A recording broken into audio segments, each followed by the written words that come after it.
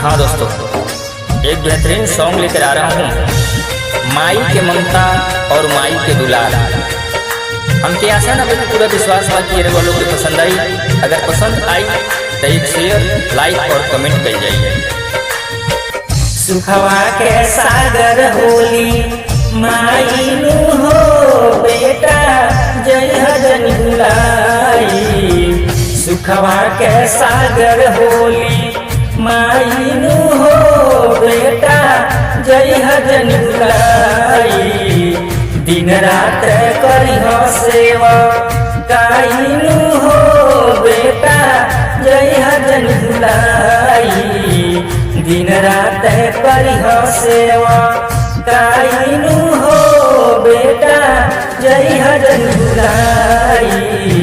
सुखवा के सागर होली माई नु हो बेटा, जय हजन भुलाई।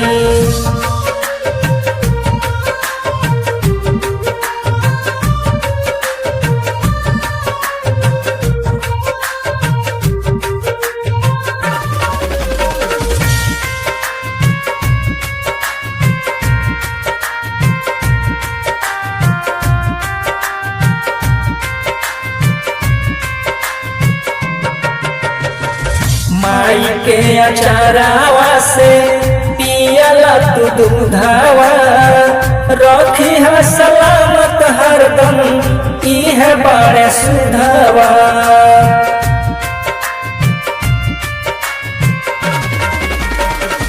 माई के अचारावा से पियला तू दूधावा, रखी है सलामत हरदम इह बारे सुधावा। दूधवा के कर जाना भो रायनु हो बेटा, जय हजन भुलाई। दूधवा के कर जाना भो रायनु हो बेटा, जय हजन भुलाई।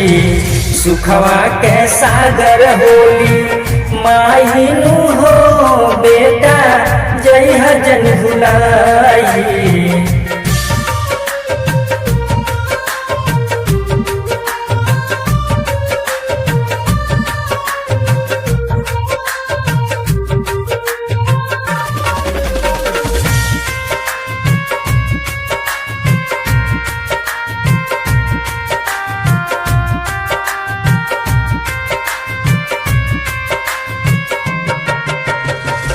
माई जस दुलार बबुआ करी नहीं कोई, मिल जाए प्यार बाकी माई नहीं होई।